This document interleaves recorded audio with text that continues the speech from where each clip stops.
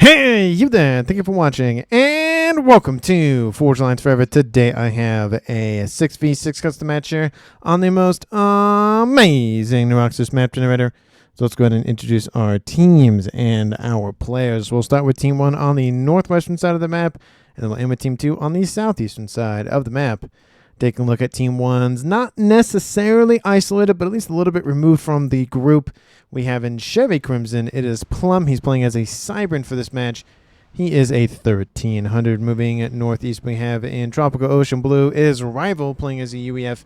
He is a 2400. He is the highest rated player on Team 1 and in the game overall by 600 points of rating. So a huge gap between him and then the second. Actually, it's tied for the second highest rated in the game. So HVT for Team 1 to protect, and then for Team 2 to eliminate. To the north, we have in Batman Gray, it is the UEF of Sabdex. He is a 1300. Moving on northwest, we have in Royal Blue, it is Glenn Luke. He's playing as a Cybran. He is an 1100. Moving on northwest, we have in Stitch Blue, it is Captain FAF. He is an Aeon for this match as an 1800. And to his north, we have Ian Russ, the Aeon of Naturally Esprit. He is a 1,000 rated player, again playing as an Aeon. So for Team 1 side of the map, they have 2 UEF. They also have 2 Cybrans and then 2 Aeon with 0 Seraphim. Moving on to the southeastern side, we'll start on the northeastern side of Team 2 in Emerald Green. It is Weeb. He's playing as a UEF. He is a 1600. To his south in Light Oak Town, we have the Aeon of Zawirzek. He is an 1800. He is the highest rated player on Team 2. In Ruby Red to his south, we have the Cybran of Legend Lord 2. He is a 1500. In Orange Color Orange Series East, we have Depressed Wave playing as a UEF. He is a 1200. And to his southwest, we have in Barbie Pink, it is Squealer. Sorry, that's not Barbie Pink. That is Lightish Red Pink. Apologies. He is a Cybran. He is a 1200. And then rounding out Team 2, we have in Glow in the Dark Green. He is excited. He's double excited because of those 2 X's. He is a 1700. So over Team 2 side of the map, they have 3 UEF, 2 Cybran, and then 1 Aeon, also with 0 Seraphim, which means for the entirety of this match, there are no Seraphim players. Apologies to those that arrive late, but make grand entrances at the same time. Hopefully you enjoyed the game nonetheless. And for these 12 players on this map, let's take a look at their reclaim situation, currently sitting at 20,000 mass in reclaim, which makes it a little bit over 1.5k mass per player. Definitely worth writing home about, of course. And there are major clumpages of said reclaim. There's actually a decent amount in this northeast area. We have 4,000 on the northern edge for Team 1 to scoop up, and then a couple of thousand east of that for Team 2, obviously mirrored in the southwest. That's where the majority of the reclaim is. There is a little bit dotted around the central hole, meteor location, whatever the heck that is, in the map. And besides that, not a whole lot on the edges or even anywhere else for that matter. In terms of additional mexes on the map, we'll take a look at Team 1 side of the map. They have a quad and a trimex position. So not only is there reclaim to be grabbed up here, there is also mexes as well. So players are definitely going to be running over there to grab those as soon as possible. There also is a 5-star mex position in the back. It looks like it could have been a 7v7 map. They maybe just didn't get enough players to do that. So there is one of those for, looks like it went to, who is that on Team 1? That is Captain FAF. And then to the southwest, there's really not a lot of extra mexes. So really the majority of the mexes for Team 1 reside on the northern side, and then Team 2 majority are on the southern side. There are customary one-offs, but again, for the most part, it's just pretty much confined to main bases. And that's really about it. Oh, I will note, there is one position. There's another quad mex position here that Sabdex is currently sitting at. So besides that, that's the major clumpages of mexes and reclaim. Let's take a look at where the players are headed off to. I will note there are some upgrades already done and started. We have Plum done with his gun upgrade to the southwest. Legend Lore started with his gun. We have Weeb started for his gun. And then Gun Speed started for Naturally Esprit in the north. We have Rival running around here in the southwest. Again, he is from Team 1. I have to keep reminding myself because he's already on technically almost Team 2 side of the map. And he's pushing in against the western side. We have 1, to 3 players from Team 2 and then 3 players from Team 1. So it's a 3v3 this way. Northeast, we have 2 players from Team 2 and then 3 players from Team 1. Wait, that map doesn't make sense. Oh, no, he is on Team 2. Never mind, there's 4 players for Team 2 on the southwest side. So it's a 4v2 over here, and it's a 3v2. I was like, that math makes no sense because I can see Captain up there in the northwest. Anyway, apologies for that. Squirther being a little bit surrounded here, but looks like he's dealt with those forces pretty much for the most part. We do see Plum is maybe inbound to intercept the comm of Squirther, but we also see that Excited is inbound as well. And Team 2's Legendlord is pushing in behind Plum. Not looking too hot for Team 1 on the western front. Again, it is 4 players over here for Team 2. So theoretically 4 players worth of APM down here in the southwest, and Team 1 only has 2 players worth. We do see Rival is excising Excited from that little position here in the southwest. It was mainly built for a reclaim. It looks like most of that reclaim is now scooped up for some reclaim from the destroyed structures, but for the most part that 2,000 plus is now gone. We do see Gun is done for Sabdex, and we have T2 started for Zwirerzak, and then Gun started for Depressed Wave in the northeast. Not really a lot of aggression going down in the northeast, at least around the edge of the map. Not unlike the southwest. And unlike the southwest, we have the first conv action. It's between Squealer and Plum. We do see Excited is inbound, and now we see Squealer's forces coming in to assist. Plum is losing hit points pretty quickly, trying to get out of range of those Team 1 units. Oh no, please no, says Plum. He was pushing against Squealer, and now he's getting double teamed. Again, he is doing the same amount of damage as Team 2, but again, it's 2 players worth of hit points versus 1 player's worth of hit points, and that's not looking good for Plum. It could be a murder-suicide. It actually might be. There it is. I think it wasn't actually a murder-suicide situation. Plum control is ensuring Squealer's death. Wanted to make sure he did not get out of range, which means at 8.5 minutes, Team 1 and Team 2 will lose 1 player each, making it still a tied game at 5v5. Squealer's like, I'll take that trade. And it's a 1,200 for a 1,300. It's not a big difference in rating, but I guess Squealer's happy with that trade.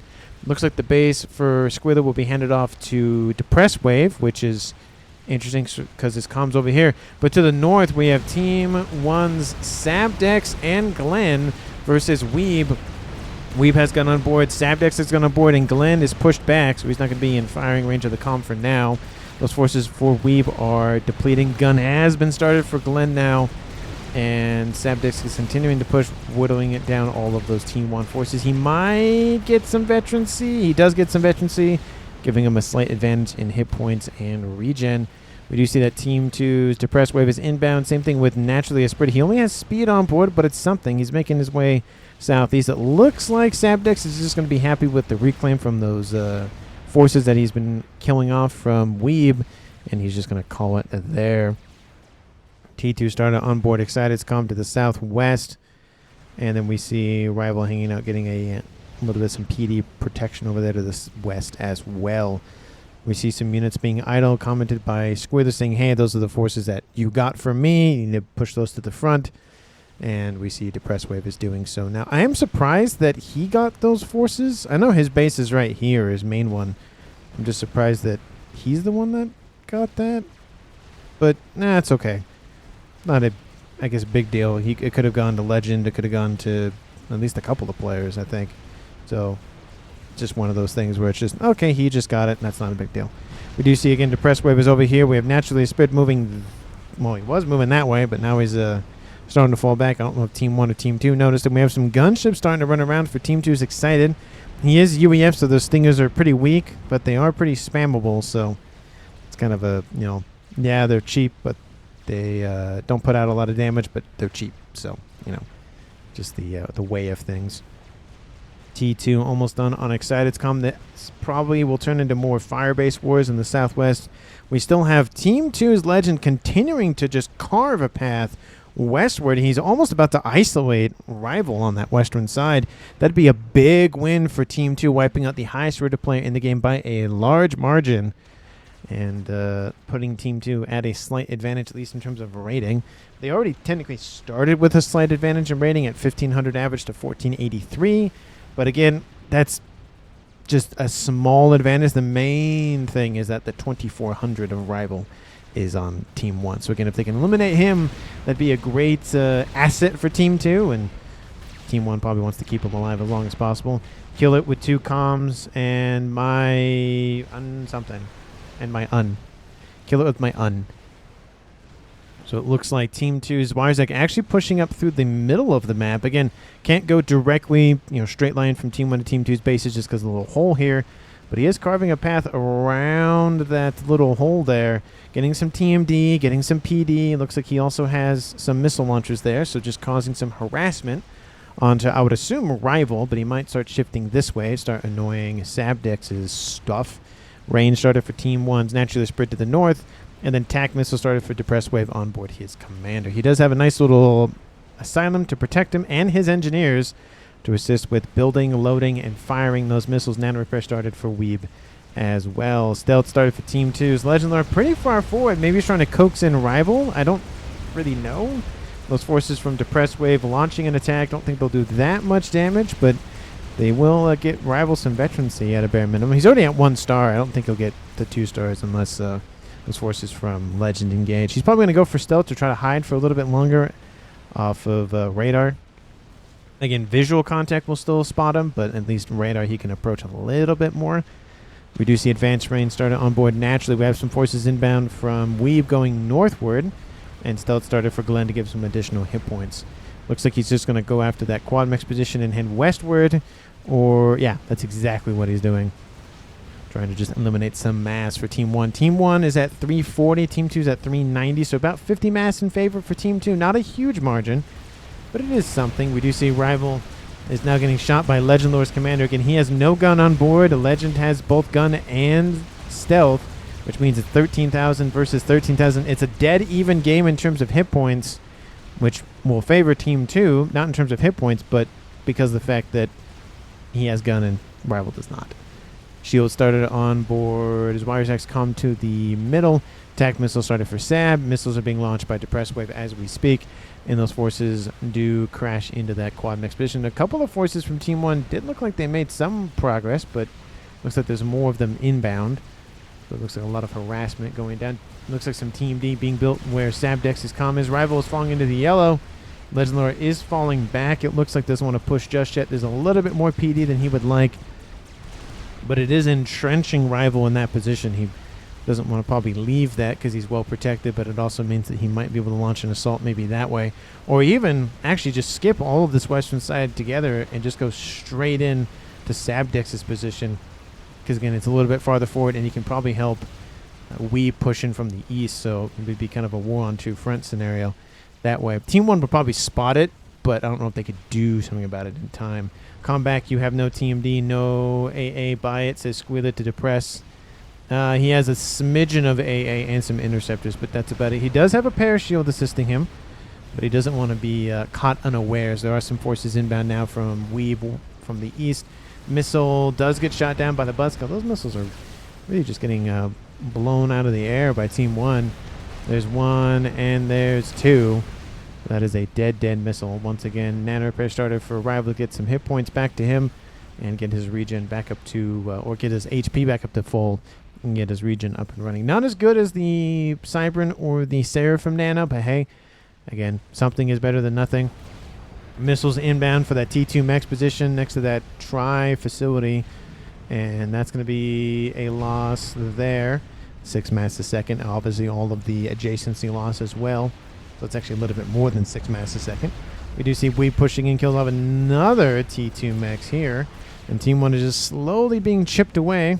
We do see some bombers inbound, just again really driving home that no, you can't have nice things, and going after all of those engineers and mechs trying to be rebuilt and staying online.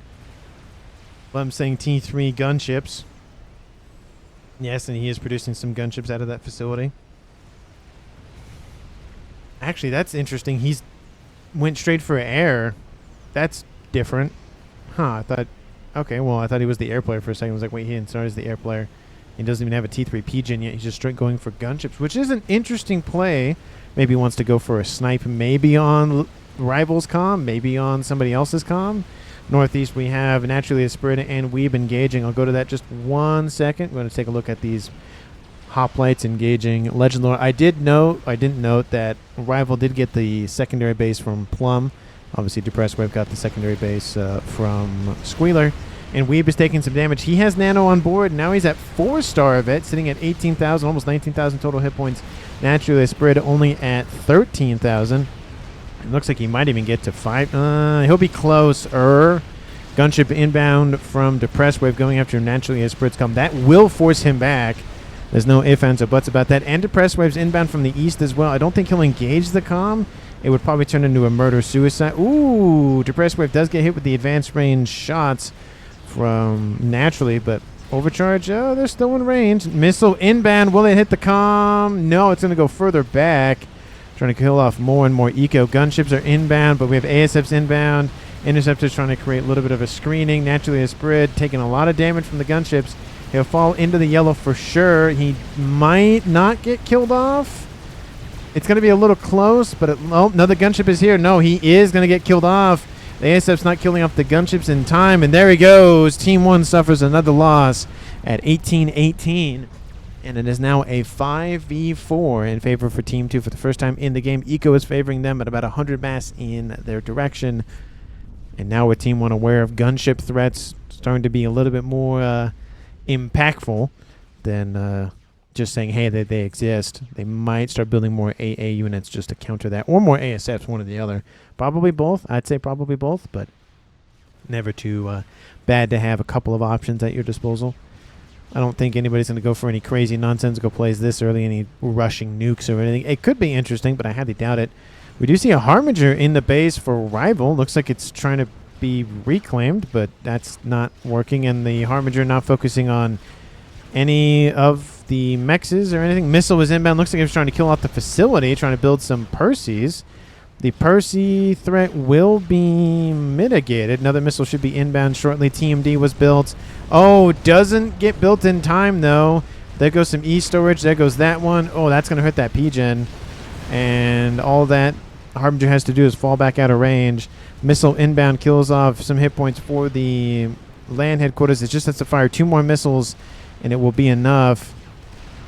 And it looks like the Titan will intercept the Harbinger and kill it off. But it looks like the base is slightly weakened by Team 2. It's just random Harbinger. And again, sometimes it doesn't take much. 1 or 2 units just running amok can do a lot of damage. Speaking of which, another unit, Titan up here. Just, again, not a lot of damage. No, those mechs is still offline. But it's not a terrible, terrible situation for Team 1. We do see a lot of forces are inbound to intercept just one lonely Titan. That's how much firepower one unit can have in this game, especially this early where you have T3 units starting to be main stage. It's, you maybe trying to use them a little bit to your advantage, be as efficient as possible. We do have some Perseus down in the southwest from Rival. Excited has taken some damage, it looks like. He's going to fall back. He definitely wants to keep that quad mech position online. One player makes gunships and the other makes ASF, says Plum. So one's doing the offensive capabilities in terms of air to ground, and then one's doing the other offensive capabilities in terms of air to air. So definitely a smart way to divvy up the responsibilities there. We do see another little group of Harbingers, the little being 4, so it's quadrupled in terms of forces, and a couple of Aurora just to act as some cannon fodder. Another mech is going to be taken offline. The Cybern base, once belonging to Plum, is being assaulted. We have Rival over here, actually. He should be able to intercept this quite nicely. Overcharge should be firing now. Kills off almost that Harbinger's hit points, and now the remaining Titans and other units are being dealt with. Harbingers probably aren't going to be enough to deal with Rival, especially with him overcharging every couple of seconds. They're going to be forced back. Kills off that Aurora. More Harbingers are inbound. And Team 2's Zwirerzek doing a very good job of just annoying Rival. He's actually, again, falling back. That base will eventually get overran. But he is pushing in significantly with Percy. He's trying to keep Team 2 back as much as possible. We do have some bricks starting to try to push into Weave and Depressed Wave's position. Weave dealing with those quite nicely. Missile inbound, going to kill off the E storage. Doesn't hit the comm, but it's a little bit of power storage that's gone. Not a big deal because of only just one of them. It would have been a bigger deal if the comms were next to them. It would have been volatile and hit points and whatnot. We do see the missiles also targeting the land facilities for reclaim purposes, making sure Team 1 can't reclaim them. Definitely a good use of missile tech there. Looks like the Harbinger might survive long enough to kill off the T2 mechs. I don't know why it just doesn't move forward a little bit, but that's okay. It's not a big deal. Like, yes, it does get some 2-star vet. Almost kills off a second of those 3 bouncers.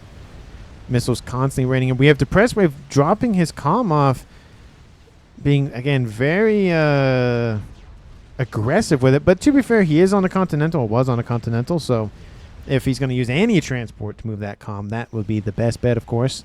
It's the best one in the game because it's the only T3 one. It's the only one with a shield on board. And looks like another mech is being eliminated for Rival. He's really taking some damage in Eco. He's at 146. Captain FAF, he's on double base. It looks like he's at 260. He's the leader in the game with Team 2's Legend Lore almost at 200. Depressed Wave almost at 200. And Excited at almost 250. Maybe power fluctuations or something for him. Maybe, possibly, maybe. No. It could have been earlier, but not now. Those mechs were eliminated for Depressed Wave, but he probably will get those back sooner than later. We have those Harbingers falling into this base from the northeast. Again, there's a lot of triads here, so they will be able to pump out a lot of damage. They're not Ravagers, but you really don't want to have Ravagers for T2 units. It's really T3 and T4 that you really want to use them, because just the the Ravagers could be dodged, and it's just harder to dodge with T3 and T4 units, just because they're big and they're slow, or slower. 23 minutes on the clock. Map controls, I mean, it's about 50-50. I think Team 2 might have a slight advantage. Again, there's really nothing in the northeast to really complain about or talk about besides just one mechs. It's kind of just dead space there. We do see Luke pushes in against some Percy's, probably wishing he didn't do that, because he's going to get shot down here. A couple more shots should be enough to kill him off. Now they're focusing on the Titans. Percy's are inbound for one shot. Like, he's at, wow, 20-something hit points. There he goes. He is killed off, and I was like, wow, he's going to get out of there maybe. Nope. Team 2 is like, not going to have that happen. And now it is a 5v3, still in favor for Team 2 at 24 minutes. Couple of bouncers in this base. Still small little TMD plus, you know, some radar. It looks like the engineer's trying to repair one another. And looks like reclaim orders have been given. Shielding has been restarted, but I don't think that'll happen soon. And they are dealing with the remaining of those engineers. So again, a little bit of harassment, and it helps with the AA, and just slowly wheeling down some ASFs, but not a big loss. Definitely the radar will be the worst loss for Team 2, but he can always build one here where Depressed Wave is hanging out at. We have TAC missiles still being launched from Sabdex Commander. And in terms of UEF commanders, we have 2 for Team 1 remaining, being Rival and Sabdex, with an Aeon one of Captain FAF. So no Telemasers for Team 1. Team 2 still has a Cybran, still has an Aeon, and 3 UEFs. So Billy Nukes on both teams. And that might be a way that somebody goes. Again, 5 UEF players. It makes me think at least one will go for it. So we'll just have to see. Nano repair started for Legend. Rival continuing to just try to get something online and keep Team 2 back. The APM might be hurting him, though, and that might be maybe a downfall of Team 1. Is just the APM. We do see that Weeb is kind of out in front over here with not a lot of protection. Percy's inbound to protect him. Oh, it's only going to take a couple more shots to kill him off. He's already at 5-star vet, so no jump in hit points. One more shot's going to do him in, and there he goes. Team 2 loses Weeb. So now it is a 4v3. Still in favor for Team 2, though, but it is a 4v3, and a huge column of units are inbound from the east. And those forces are going to be somewhat dealt with. We have Harbingers inbound. The main concern, of course, are the Harbingers from Team 1. Looks like there's only one of them, and it's now dealt with, and now it's just kill as many units as possible. The Aurora are doing some damage. Team 1 PD being spammed up. They'll help out a decent amount. Looks like the target is the P-Gen, but again, it was definitely a lot of Team 1 units. Gunships over the top. The Arbor Store is not good at air to ground, but hey, it's better than nothing. Lots of ASFs, though, for Captain FAF, so keeping his units alive longer, which is always a good thing. You know, all clumping at factory, says Squealer. What's going on? Oh, this? He's talking about... Oh, yeah, because they're just getting booped constantly. Needs to get those to move out of the way. Love the constant call-outs from Squealer saying, hey, this thing, hey, this thing, hey, that thing. I love those call-outs. It helps everybody keep track of what's going on and take a little bit of the pressure off. We have some AA being built now. Most of those Percys are dealt with now. What are you doing? Your units are clumping, says Squealer. And he needs to deal with that. Looks like the units are moving now. Nano repair half done. T3 started for Excited. He has shield on board. So lots of hit points for him. RAS being built on Rivals Com. Missile inbound for the base to the east. Something, targeting something. But it looks like this base is going to be fine for now. Zwire Zach is on double base. We have Depressed Wave on double base. We have Arrival on triple base. 1, 2, 3. And then FAF on double base. So we are seeing some 450s, 300s starting to emerge in terms of eco. Team 2 is still leading, and Team 1 is still there. Nuke Com says Plum. I don't know if he's saying Nuke the Com or if he's saying Billy Nuke Com. One or the other. I mean, both might be viable. I don't know if Team 1 is going for Nuke now. I don't think they are. Rival or FAF would be one of the two that would build it at this point. Team 2, it would probably be Excited at a bare minimum. He's getting an SMD online. Tons of shielding to protect his mass investments. Love to see that. More shielding is always better. We do see some Ravagers starting to emerge. We have a couple of artillery from some trebuchets inbound to poke at that shielding. We have some assistance for said shielding to keep it online a little bit longer, and that is going to help out a little bit because most of those bricks have now been dealt with. The shield is now down, however, and now the units and structures underneath will start to be slowly whittled away. As long as they can take out the generator, literally I just have to say it, they can let the artillery do the rest of the work. Ravagers, again, are going to chew through the remaining brick wall. Another T2 shield is going to be built. It's going to be built pretty quickly. It wipes up most of the triads. The Ravagers are still there. But the shelling is still inbound from Team 2, and I don't think that position, like I said, is going to last much longer. It's so far removed from that side of the map from Team 1 that it might just be kind of, hey, Team 2, get distracted by that for as long as possible. Looks like the Restore is going after all the mexes in Weeb's old base. Yeah, Weeb's old base. That's a lot of dead mexes for Team 2. Team 1 now jumping into the lead, 1.3 to 1.1. We have some Redeemers inbound. Pigeons are being blown up. That's going to hurt Team 2's eco significantly because a lot of those mexes, I think, were not all of them were T3, but a lot of them were. And the Restorers are inbound. Team 2 needs to deal with this sooner rather than later. There's possibly an air fight that I missed. Wouldn't be the first time gunships are fleeing. Definitely a good move there.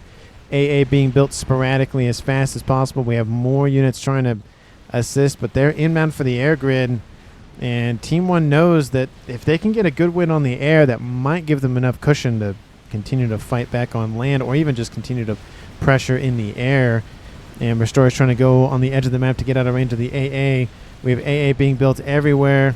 And looks like they are just going to attack the air grid outright. And again, it's going to take a while. This pigeon's being reclaimed, so it will not go volatile. This one will, though. So these... Oh, it does get reclaimed to the last second. Look at that. And GC makes a comment by Sabdex. So somebody on Team 2 is building it. Most likely Zwirzak. And the remaining gunships have pretty much been dealt with now from Team 1.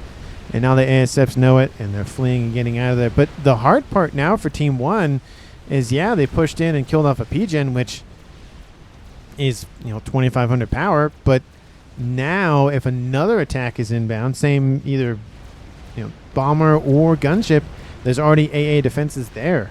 But we do see Team 1 is cleaning out the base from Zwirzak over here to the east, which might mean that they might just reclaim it all with those Harbingers, but we'll see if he uses that feature or not. But again, it's nice to just clean that base out and then force Team 2 to restart all construction and whatnot. GC is probably inbound for that side of the map, I would imagine. Yep, immediately going that way. We do see Legends pushing in. Gunships going after the remaining forces here from Rival. Again, this base was not going to last much longer, to be honest. It just wasn't. From the artillery's perspective, from just the attacks on land, it really wasn't going to matter.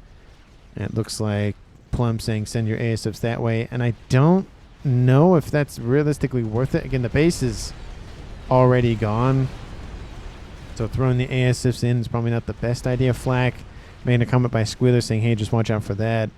We do see some interceptors are inbound, but we'll see if that makes a difference. Team 1, Fat Boy's almost done for SAB. More air grid, more land facilities. No bigger items yet. It is 31 minutes on the clock. Players definitely going to be starting to think about longer range items like that one from Team 2's Excited. And again, the gunships have fled, and the interceptors are being intercepted by AA and ASF. So not a real loss for Team 1, not a big loss for Team 2. It was just we just dealt with some interceptors, especially at the ASF stage. Bowie Nuke is online for Sabdex, and there is some TMD here. I count 1, which means it will land that Bowie Nuke because you need...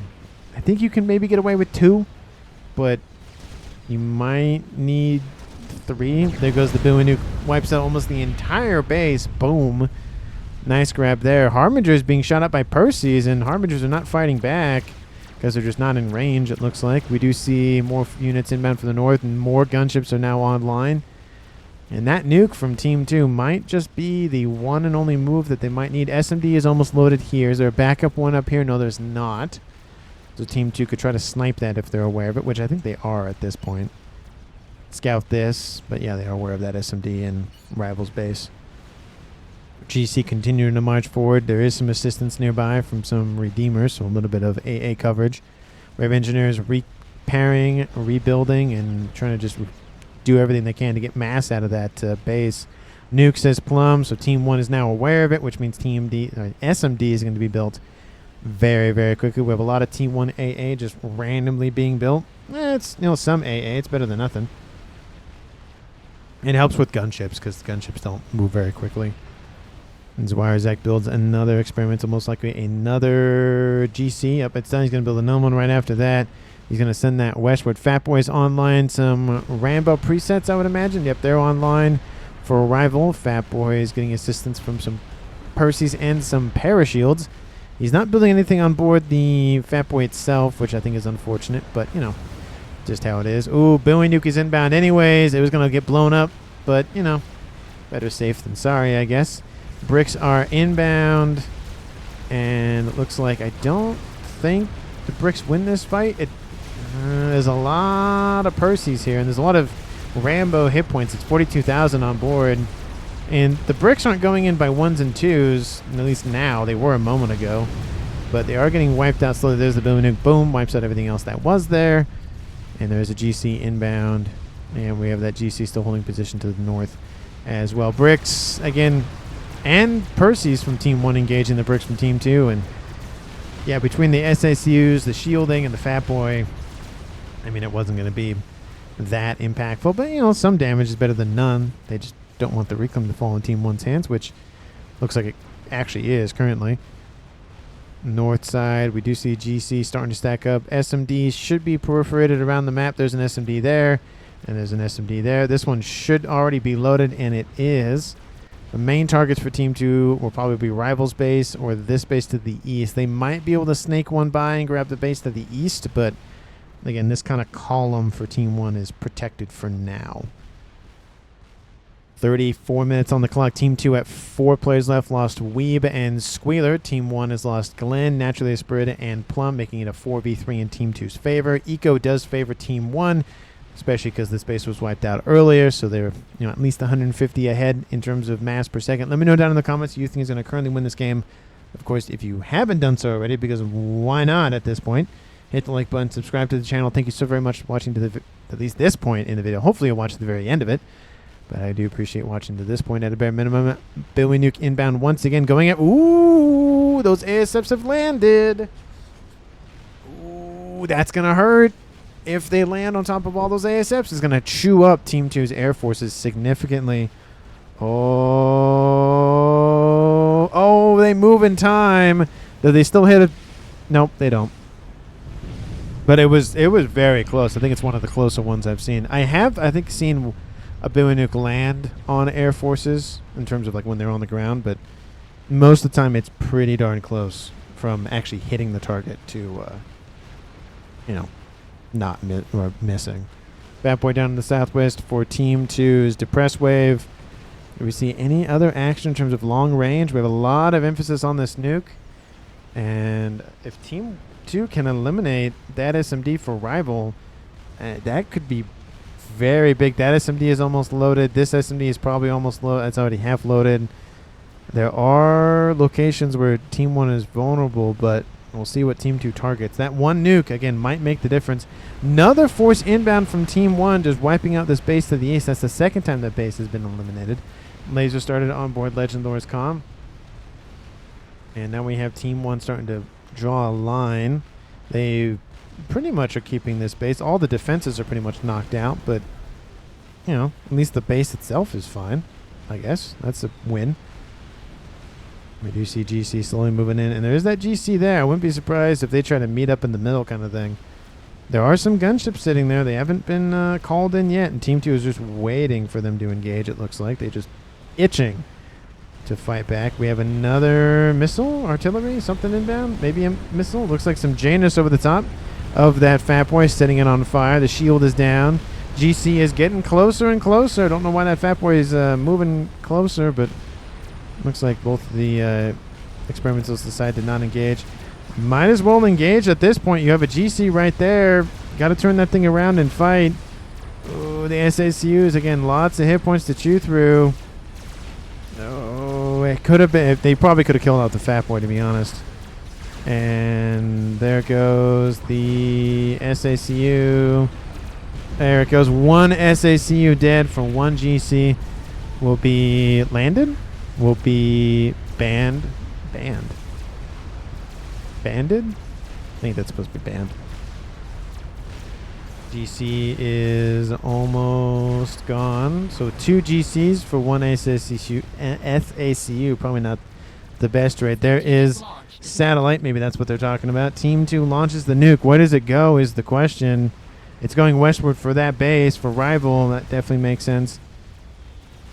And to the east, gunships poking at the break forces, and we have that comm of Zwirzak over here. Gunships being added to the mix as well constantly from Team 2's air forces. And GC is down up there. Tons of restores and Fat Boy killing that off. And now we have a brick wall to the south, just slowly pushing northward. And there goes the nuke. It's going to really cut out a lot of eco for Team 1. Again, there's at least 5 mexes in this base. I think there is 5 mexes in this base. There goes the nuke. Kaboom! Wipes out everything by a couple of mass storages remaining. But a couple of mass storages remaining. 53,000, definitely a good nuke. We have PD being built now. Again, they prepped an AA defense. Now they have to prep a land defense. Janus over the top from Depressed Wave to assist as well. Harbinger starting to breach the perimeter shielding. Can't talk today for whatever reason. I don't know what it is. I don't know. I did fly today for my work, so it's just probably not necessarily jet lag, but just you get tired when you fly and travel. Pigeon goes down, a little bit of AoE damage, nothing too bad. That one's going to hurt a little bit more, though. That one got reclaimed, so never mind. And Laser, but Legend is locked to the spot going on the upgrade. He's going to get ripped apart by Restorers. There he goes. It's now an even game 3v3. And that is a nice evening out of the comms for Team 1. And those gunships are going to be targeted by those ASFs from Team 2. You know that's inbound. GC defended the base for Zwirzak. The base for Legend goes over to him. The crab is done. And I was like, why aren't the other ASFs engaging? And they are. They just took a second to get there. And there they go. There's the big air fight. 38 minutes on the clock. And looks like artillery's landing at rivals' stuff. We do see the ASFs circling about from Team 2, and those restorers just got eaten. Just absolutely for breakfast, lunch, and dinner all got eaten. There's a lot of reclaim in the middle of the map to scoop up, but again, the air forces for Team 1 are down. The restorers are down. That might allow Team 2 to push more on air. They probably will prep AA defenses just in case. Second satellite almost done for rival.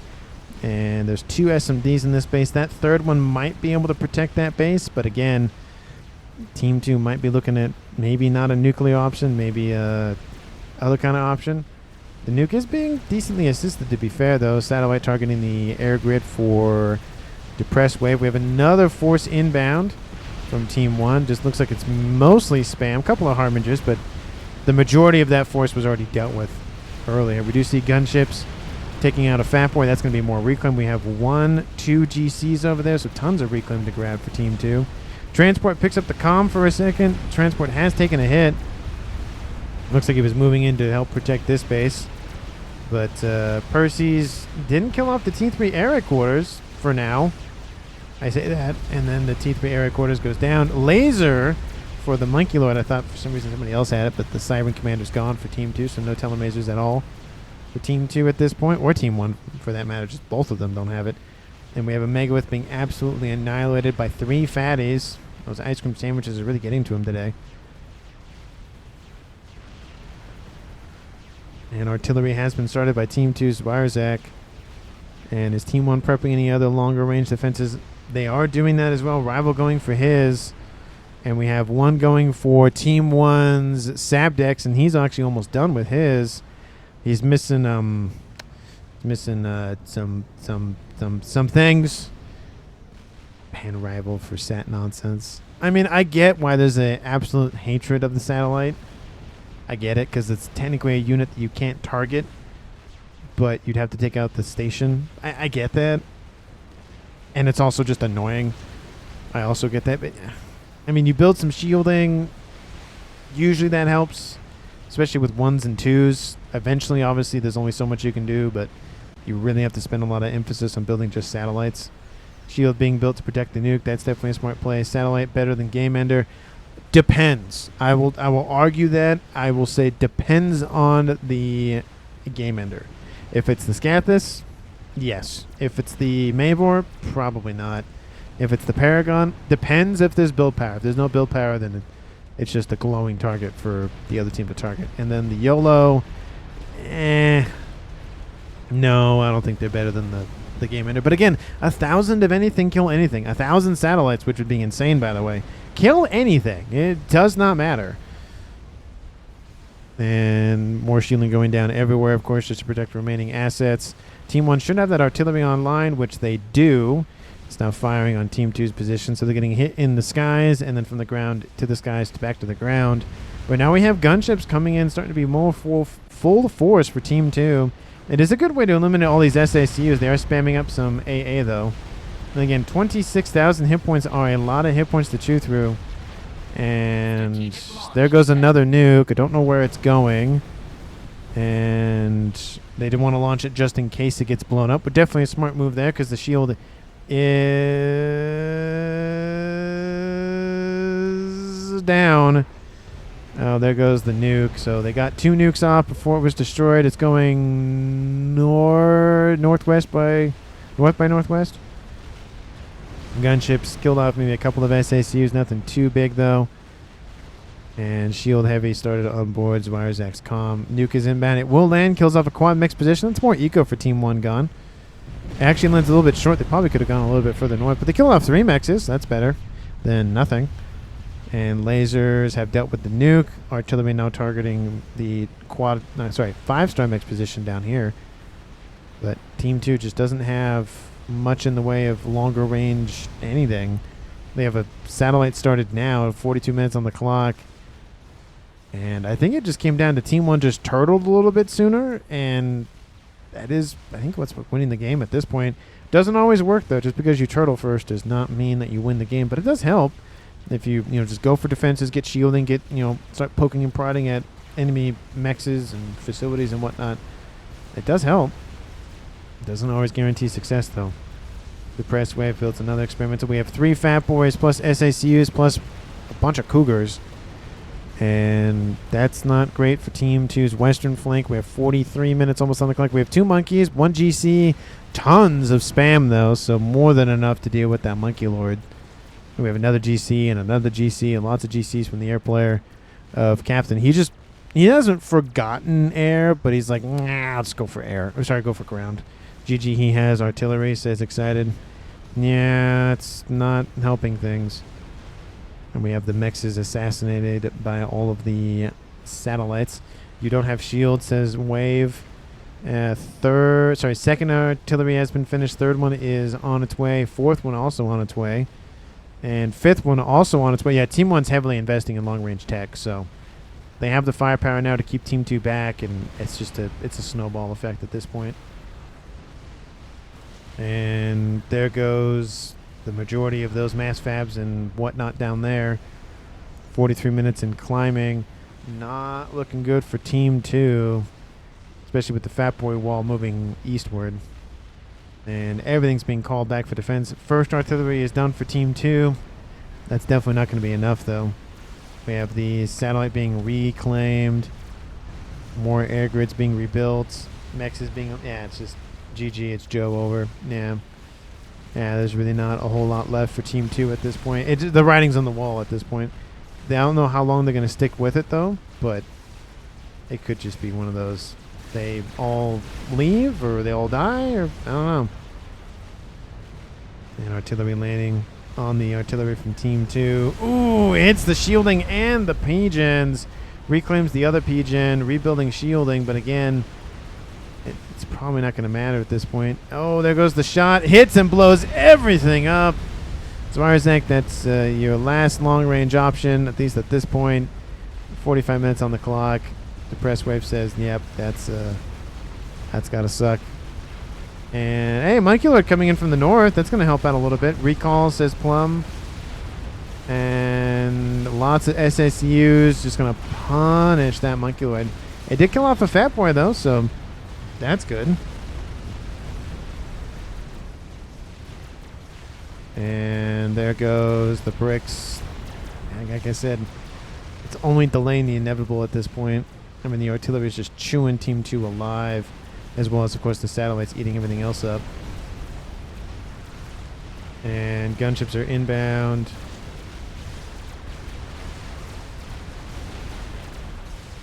And, yeah, there's just too much AA in the area. They're getting eaten as well. And they're going to probably target the Fat Boys, I would imagine. No, they're going to target the Cougars. That actually makes more sense. You can target the stuff shooting at you and then shoot at everything else. I mean, Team 2 is still trying to hold on, but there's this army to the north. There's, the GCs are actually away from the army. That's a separate group. Gunships have dealt with all the AA. Now they're targeting all of the Fat Boys. Fat Boys will not survive this fight, 1,000%, but the Eastern Front is not going to survive much longer. Zwarzak might lose his SMD. Team 1 might have a nuke, but they might just be wiping out the SMDs just to get rid of them. Second and third Fat Boys are gone.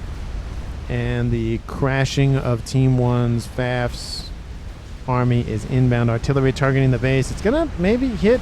No, actually, it doesn't hit any of the forces from Team 1. Strat bombers are away. We have GCs inbound. Strat bombers are not going to be enough, though. We have ASFs here from Team 1. Team 2 will engage. That will help a little bit. But again, the Harbingers are running in, and there's nothing really that Team 2 can do to stop this. Satellites targeting more mexes, eliminating the ability for Team 2 to produce units and defenses and everything else.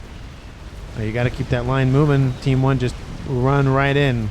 Just straight in. Pigeons are being targeted.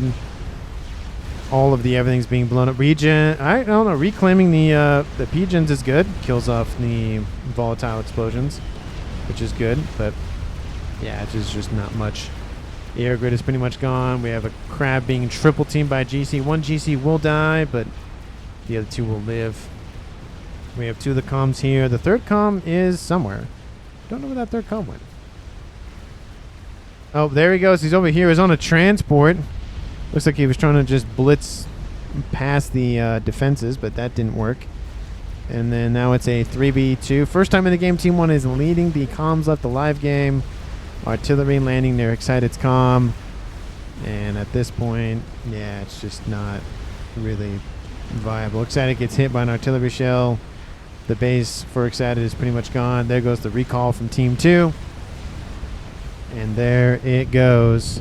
Control K from Team 1? Oh, I guess they all Control K'd after Team 1 won. So that's interesting. But anyway, thanks so much for watching. I really do appreciate it. Not a super big explosive game, but hey, it was, it was good nonetheless. And he's just building lines of Novaxes. I do think the Air Forces from Team 1 definitely helped out a lot.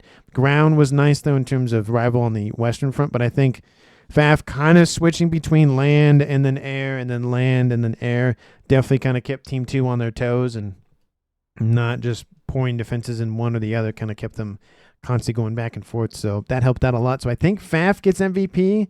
I know Rival did a lot, but I do think FAF, in terms of pushing that entire Eastern front, definitely weakened Team 2, and then they were constantly splitting attention West and East, and it was just kind of just collapsing after that point. And the artillery helped out a lot, but I think the land forces eventually would have run over the base anyways, even without the satellites and the artilleries, but that's just my opinion. Thank you so much for watching the very end of the video. As always, if you haven't, because why not at this point, hit the like button and subscribe to the channel, and I will see all of you in the next one.